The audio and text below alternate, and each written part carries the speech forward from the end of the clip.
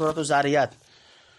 بسم اللہ الرحمن الرحیم۔ والذاریات ذروا، قسم ہے ان ہواؤں کی جو بکھیرتی ہیں اڑا کر، فالحاملات وقرا، پھر اٹھانے والی ہیں بوجھ کو، فالجاریات یسرا، پھر چلنے والی ہیں نرمی سے، فالمقسمات امرا، پھر بانٹنے والی ہیں حکم سے۔ نمبر 1، انما توعدون لصادق، بے شک جو وعدہ کیا ہے تم نے سو سچ ہے، وان دین الواقع، اور بے شک انصاف ہونا ضرور ہے۔ نمبر 2، والسماء ذات الحبک، قسم ہے آسمان جالدار یعنی جالی دار کی۔ نمبر 3، انکم لفی قول مختلف، تم پڑھ رہے ہو ایک جھگڑے کی بات میں، یؤفک عنہ من افک، اس سے باز رہے وہی جو پھیرا گیا یعنی راندہ گیا۔ نمبر 4، قتل الخراصون، مار پڑے یعنی گئے اٹکل دوڑانے والے۔ نمبر 5، الذین هم فی غمرۃ ساہون، وہ جو غفلت میں ہیں بھول رہے۔ نمبر 6، یسألون ایان یوم الدین، پوچھتے ہیں کب ہے دن انصاف کا۔ نمبر 7، یوم هم علی النار یفتنون، جس دن وہ آگ پر الٹے سیدھے پڑھیں گے یعنی جلائے جائیں گے۔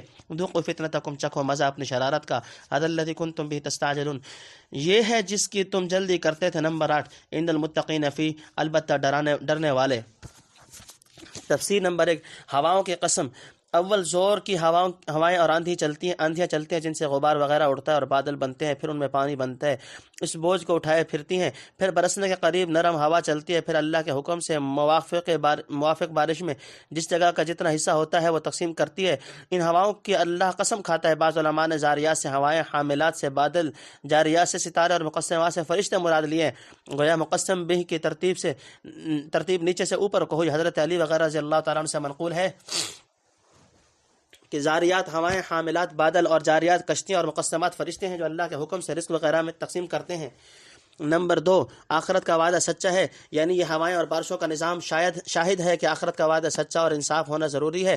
جب اس دنیا میں ہوا تک بے نتیجہ نہیں چلتی تو کیا اتنا بڑا کارخانہ یوں ہی بے نتیجہ چل رہا ہے؟ یقیناً اس کا کوئی عظیم الشان انجام ہوگا، اسی کو آخرت کہتے ہیں۔ نمبر 3، جالدار آسمان، یعنی صاف و شفاف، خوبصورت، مضبوط اور پر رونق آسمان کی قسم جس پر ستاروں کا جال بچھا ہوا ہے معلوم ہوتا ہے اور جس پر ستاروں کی اور فرشتوں کی راہیں پڑی ہوئی ہیں۔ نمبر 4، یعنی قیامت اور آخرت کی بات میں خواہ جھگڑے ڈال رکھے ہیں، اس کو وہی تسلیم کرے گا جسے بارگاہ ربوبیت سے کچھ تعلق ہو۔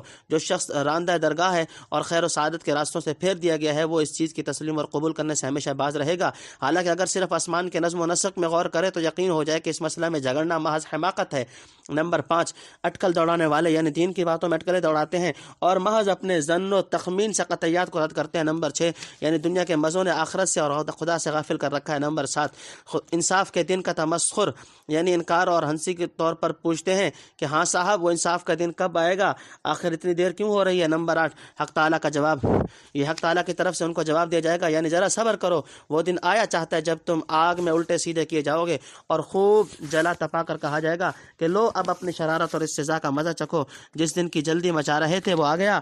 جنات و عیون، باغوں میں اور چشموں میں، آخذین ما آتاہم ربہم، لیتے ہیں جو دیا ان کے رب نے۔ نمبر 1، انہم کانوا قبل ذلک محسنین، وہ تھے اس سے پہلے نیکی والے۔ نمبر 2، کانوا قلیلا من اللیل ما یہجعون، وہ تھے رات کو تھوڑا سوتے، وبالاسحار هم یستغفرون، اور صبح کے وقتوں میں معافی مانگتے، استغفار کرتے۔ نمبر 3، وفی اموالہم حق للسائل والمحروم، اور ان کے مال میں حصہ تھا مانگنے والوں کا اور ہارے ہوئے کا۔ نمبر 4، وفی الارض آیات للموقنین، اور زمین میں نشانیاں ہیں یقین لانے والوں کے واسطے۔ وفی انفسکم افلا تبصرون، خود تمہارے اندر سو کیا تم کو سوچتا نہیں۔ نمبر 5، وفی السماء رزقکم وما توعدون، اور آسمان میں ہے روزی تمہاری جو تم سے وعدہ کیا گیا۔ نمبر 6، فورب السماء والارض انہ الحق مثل ما انکم تنطقون، سو قسم ہے رب آسمان کی اور زمین کی، کیا یہ بات تحقیق ہے جیسے کہ تم بولتے ہو۔ نمبر 7، هل اتاک حدیث ضیف ابراہیم المکرمین، کیا پہنچے تم کو بات ابراہیم کے مہمانوں کی جو عزت والے تھے۔ نمبر 8، اذ دخلوا علیہ فقالوا سلاما، جب اندر پہنچے اس کے پاس تو بولے سلام۔ قال سلام قوم منکرون، بولا سلام ہے جو یہ لوگ ہیں اوپرے۔ نمبر 9، تفسیر۔ نمبر 1، یعنی خوشی ان نعمتوں کو قبول کرتے ہیں جو ان کے پروردگار نے ارزانی فرمائی۔ نمبر 2، یعنی دنیا سے نیکیاں سمیٹ کر لائے تھے، آج ان کا نیک پھل مل رہا ہے، آگے ان نیکی کی قدر تفصیل ہے۔ نمبر 3، محسنین اور متقین کی صفات، یعنی رات کا اکثر حصہ عبادت الہی میں گزارتے اور سحر کے وقت جب رات ختم ہونے کو آتی ہے اللہ سے اپنی تقصیرات کی معافی مانگتے کہ الہی حق کے عبودیت ادا نہ ہو سکا، جو کوتاہی رہی اپنی رحمت سے معاف فرما دیجیے۔ کثرت عبادت ان کو مغرور نہ کرتی تھی بلکہ جس قدر بندگی میں ترقی کرتے جاتے خشیت و خوف بڑھتا جاتا تھا۔ نمبر 4، ہارا ہوا وہ جو محتاج ہے اور مانگتا نہیں پھرتا۔ مطلب یہ ہے کہ انہوں نے زکوٰۃ کے علاوہ اپنے مال میں اپنی خوشی سے سائلوں اور محتاجوں کا حصہ مقرر کر رکھا تھا، جو التزام کی وجہ سے گویا ایک حق لازم سمجھا گیا۔ نمبر 5، آفاقی اور انفس کی نشانیاں، یعنی یہ شب بیداری، استغفار اور محتاجوں پر خرچ کرنا اس یقین کی بنا پر ہونا چاہیے کہ خدا موجود ہے، اس کے ہاں کسی کی نیکی ضائع نہیں کی جاتی، اور یہ یقین وہ ہے جو آفاقی و انفسی آیات میں غور کرنے سے بسہولت حاصل ہو سکتا ہے۔ انسان اگر خود اپنے اندر یا روئے زمین کے حالات میں غور و فکر کرے تو بہت جلد اس نتیجہ پر پہنچ سکتا ہے کہ ہر نیک و بد کی جزا کسی نہ کسی رنگ میں ضرور مل کر رہے گی، جلد بیا بدیر۔ نمبر 6، سب کی روزی آسمان میں ہے، یعنی سائل اور محتاجوں پر خرچ کرنے سے اس لیے نہیں ڈرنا چاہیے کہ خرچ کر کے ہم کہاں سے کھائیں گے، اور نہ خرچ کر کے ان مساکین پر احسان جتلائے، کیونکہ تمہاری سب کی روزی اور اجر و ثواب کے جو وعدے کیے گئے ہیں آسمان والے کے ہاتھ میں ہیں، ہر ایک کی روزی پہنچ کر رہے گی، کسی کے روکے نہیں رک سکتی، اور خرچ کرنے والوں کو ثواب بھی مل کر رہے گا۔ حضرت شاہ صاحب رحمۃ اللہ لکھتے ہیں کہ آنے والی جو بات ہے اس کا حکم آسمان ہی سے اترتا ہے۔ نمبر 7، یہ سب باتیں حق ہیں، یعنی جیسے اپنے بولنے میں شبہ نہیں ویسے اس کا کلام میں شبہ نہیں، یقیناً روزی پہنچ کر رہے گی، قیامت قائم ہوگی اور آخرت آ کر رہے گی، اور خدا کے وعدے ضرور پورے ہوں گے۔ اور آگے وفی اموالہم حق للسائل والمحروم کی مناسبت سے حضرت ابراہیم علیہ السلام کی مہمان نوازی کا قصہ سناتے ہیں، جو تمہید ہے لوط علیہ السلام کے قصے کی۔ دونوں قصوں سے یہ بھی ظاہر ہوگا کہ اللہ تعالیٰ کا معاملہ دنیا میں محسنین کے ساتھ کیا اور مکذبین کے ساتھ اس نے کیسا برتاؤ کیا۔ نمبر 8، حضرت ابراہیم کے مہمان یعنی فرشتے تھے جن کو ابراہیم علیہ السلام اول انسان سمجھے، ان کی بڑی عزت کی، اور اللہ کے ہاں تو فرشتے معزز و مکرم ہیں ہی، کما قال بل عباد مکرمون۔ نمبر 9، یعنی سلام کا جواب سلام سے دیا، اور دل میں یا آپس میں کہا کہ یہ لوگ کچھ اوپر سے معلوم ہوتے ہیں۔ فراغ الی اہلہ فجاء بعجل سمین، پھر دوڑا اپنے گھر کو تو لے آیا ایک بچڑا گھی میں تلا ہوا، فقربہ الیہم قال الا تاکلون، پھر ان کے سامنے رکھا، کہا کیوں تم کھاتے نہیں۔ نمبر 1، فاوجس منہم خیفہ، پھر جی میں گھبرایا یعنی ہڑبڑایا ان کے اس ڈر سے، قالوا لا تخف، بولے تو مت ڈر، وبشرہ بغلام علیم، اور خوشخبری دی ان کو ایک لڑکے ہوشیار کی۔ نمبر 2، فاقبلت امرأته فی سرۃ فسکت وجہها وقالت عجوز عقیم، پھر سامنے سے آئی اس کی عورت بولتی ہوئی، پھر پیٹا اپنا ماتھا اور کہنے لگی کہیں بڑھیا بانجھ۔ نمبر 3، قالوا كذلك قال ربك انه هو الحكيم العليم، وہ بولے یوں ہی کہا تیرے رب نے، وہ جو ہے وہی ہے حکمت والا خبردار۔ نمبر 4، تفسیر نمبر 1، یعنی نہایت اہتمام سے مہمانی شروع کر دی اور نہایت مہذب و شائستہ پیرایا میں کہا کیوں حضرات تم کھانا نہیں کھاتے؟ وہ فرشتے تھے، کھاتے کس طرح؟ آخر ابراہیم علیہ السلام سمجھے کہ یہ آدمی نہیں ہے۔ نمبر 2، یہ قصہ سورہ ہود اور حجر میں گزر چکا، وہاں تفسیر میں ملاحظہ کر لی جائے۔ نمبر 3، حضرت سارہ کا تعجب، حضرت سارہ حضرت ابراہیم السلام کی بیوی ایک طرف گوشہ میں کھڑی سن رہی تھی، لڑکے کی بشارت سن کر چلاتی ہوئی دوسری طرف متوجہ ہوئی اور تعجب سے پیشانی پر ہاتھ مار کر کہنے لگیں کہ کیا خوب، ایک بڑھیا بانجھ جس کی جوانی میں اولاد نہ ہوئی اب بڑھاپے میں بچہ جنے گی۔ نمبر 4، یعنی ہم اپنی طرف سے نہیں کہہ رہے بلکہ تیرے رب نے ایسے ہی فرمایا، وہی جانتا ہے کس کو کس وقت کیا چیز دینا چاہیے۔ پھر تم بیت نبوت سے ہو کر اس بشارت پر تعجب کیا کرتی ہو۔ تنبیہ، مجموعہ آیات سے معلوم ہوتا ہے کہ یہ لڑکا حضرت اسحاق علیہ السلام ہے جن کی بشارت ماں اور باپ دونوں کو دی گئی۔ قال فما خطبكم ايها المرسلون، بولا پھر کیا مطلب ہے تمہارا اے بھیجے ہوئے؟ نمبر 1، قالوا انا ارسلنا الى قوم مجرمين، وہ بولے ہم کو بھیجا ہے ایک گناہگار قوم پر، لنرسل عليهم حجارة من طين، کے چھوڑے ہم ان پر پتھر مٹی کے۔ نمبر 2، مسومة عند ربك للمسرفين، نشان پڑے ہوئے تیرے رب کے یہاں سے حد سے نکل چلنے والوں کے لیے۔ نمبر 3، فاخرجنا من كان فيها من المؤمنين، پھر بچا نکالا ہم نے جو تھا وہاں ایمان والا، فما وجدنا فيها غير بيت من المسلمين، پھر نہ پایا ہم نے اس جگہ سوائے ایک گھر کے مسلمانوں سے۔ نمبر 4، وترکنا فيها آیة للذين يخافون العذاب الأليم، اور باقی رکھا ہم نے اس میں نشان ان لوگوں کے لیے جو ڈرتے ہیں عذاب دردناک سے۔ نمبر 5، وفي موسى إذ أرسلناه إلى فرعون بسلطان مبين، اور نشانیہ موسیٰ کے حال میں جب بھیجا ہم نے اس کو فرعون کے پاس دے کر کھلی سند۔ نمبر 6، فتولى بركنه وقال ساحر أو مجنون، پھر اس نے منہ موڑ لیا اپنے زور پر اور بولا یہ جادوگر ہے یا دیوانہ۔ نمبر 7، فأخذناه وجنوده فنبذناهم في اليم وهو مليم، پھر پکڑا ہم نے اس کو اور اس کے لشکروں کو، پھر پھینک دیا ان کو دریا میں اور اس پر لگا الزام۔ نمبر 8، تفسیر نمبر 1، حضرت ابراہیم علیہ السلام اور فرشتوں کی گفتگو، یعنی ابراہیم علیہ السلام نے فرشتوں سے پوچھا کہ آخر تم کس مہم کے لیے آئے ہو؟ اندازہ سے سمجھے ہوں گے کہ ضرور کسی اور اہم مقصد کے لیے ان کا نزول ہوا ہے۔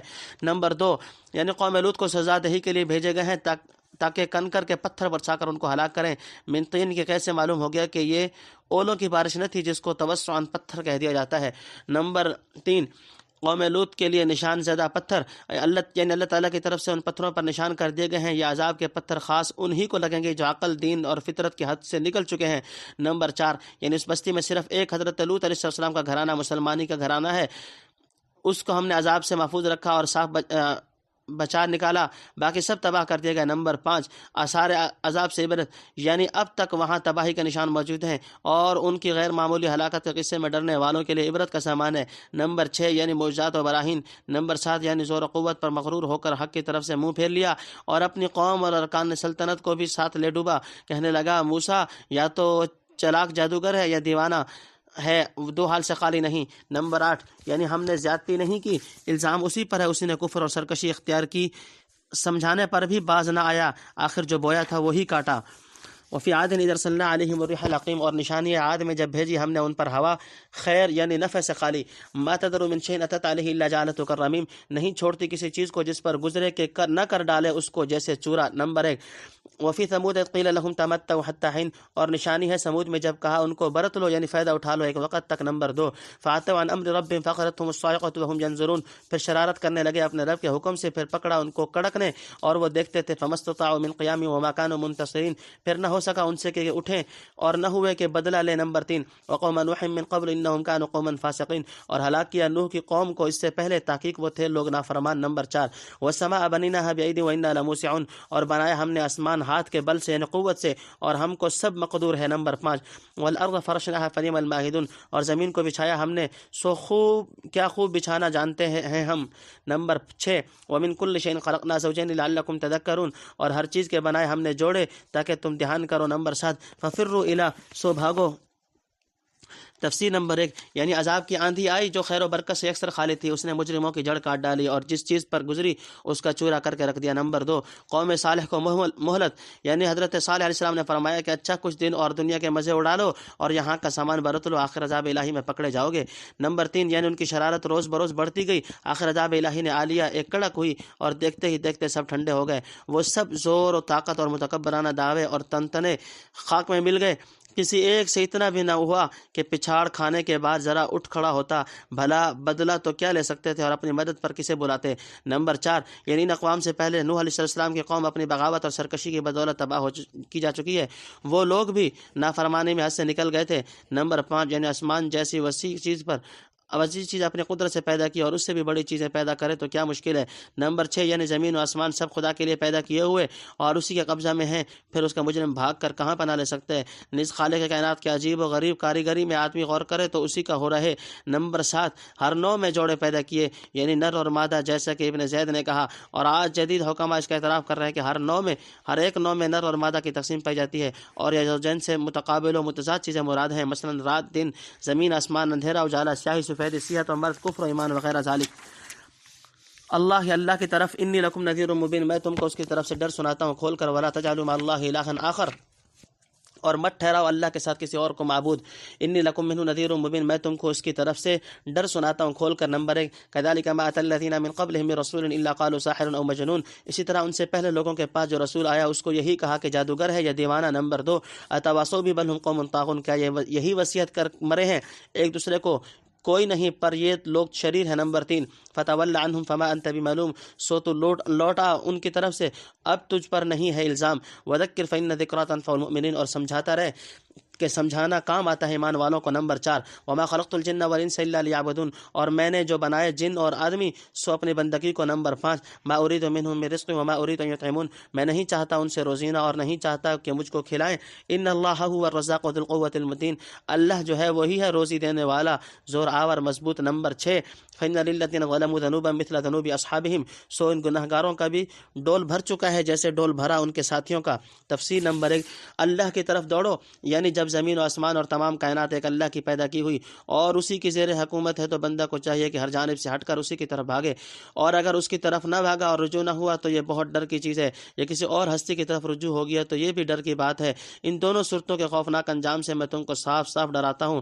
نمبر 2 ہر نبی کو جادوگر کہا گیا، ایسی صاف تنبیہ و انذار پر. اگر یہ منکرین کان نہ دھریں تو غم نہ کیجیے ان سے پہلے جن کافر قوموں کی طرف کوئی پیغمبر آیا، اسی طرح جادوگر یا دیوانہ زمانہ کہہ کر اس کی نصیحتوں کو ہنسی میں اڑا دیا۔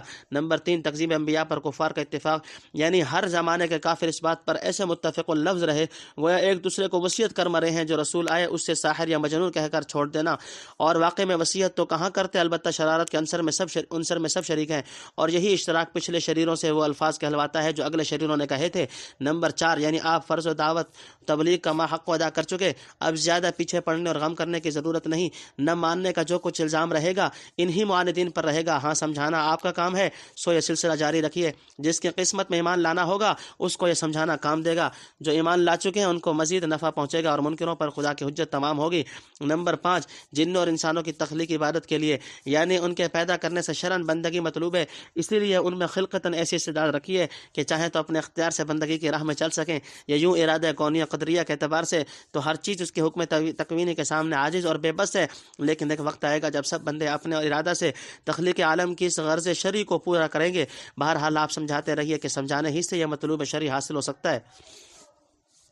نمبر 6 بندگی بندوں ہی کے لیے فائدہ کے لیے ہے، یعنی ان کی بندگی سے میرا کچھ فائدہ نہیں، انہی کا نفع ہے، میں وہ مالک نہیں جو غلاموں سے کہے کہ میرے لیے کما کر لاؤ یا میرے سامنے کھانا لا کر رکھو۔ میری ذات ان تخیلات سے پاک اور برتر ہے، میں ان سے اپنے لیے روزی کیا طلب کرتا، خود ان کو اپنے پاس سے روزی پہنچاتا ہوں۔ بھلا مجھ جیسے زور آور اور قادر و توانا کو تمہاری خدمات کی کیا حاجت ہو سکتی ہے؟ بندگی کا حکم صرف اس لیے دیا گیا ہے کہ تم میری شہنشاہی اور عظمت و کبریائی کا قولاً و فعلاً اعتراف کر کے میری خصوصی الطاف و مراحم کے مورد مستحق بنو۔ من نہ کردم خلق تا سودے کنم بلکہ تابر بندگاں جودے کنم فلا یستعجلون، اب مجھ سے جلدی نہ کریں۔ نمبر 1 فویل للذین کفروا من یومہم الذی یوعدون، سو خرابی ہے منکروں کو اس دن سے جس کا ان سے وعدہ ہو چکا ہے۔ نمبر 2 تفصیل نمبر 1 یعنی اگر یہ ظالم بندگی کی طرف نہیں آتے تو سمجھ لو کہ دوسرے ظالموں کی طرح ان کا ڈول بھی بھر چکا ہے، اب بس اب ڈوبا چاہتے ہیں، خواہ مخواہ سزا میں جلدی نہ مچائیں، جیسے دوسرے کافروں کو خدائی سزا کا حصہ پہنچا ان کو بھی پہنچ کر رہے گا۔ نمبر 2 یعنی قیامت کا دن یا اس سے پہلے ہی کا کوئی دن سزا کا آ جائے، چنانچہ مشرکین مکہ کو بدر میں خاصی سزا مل گئی۔ تم سورۃ الزاریات وللہ الحمد، سورہ زاریات اپنے اختتام کو پہنچی۔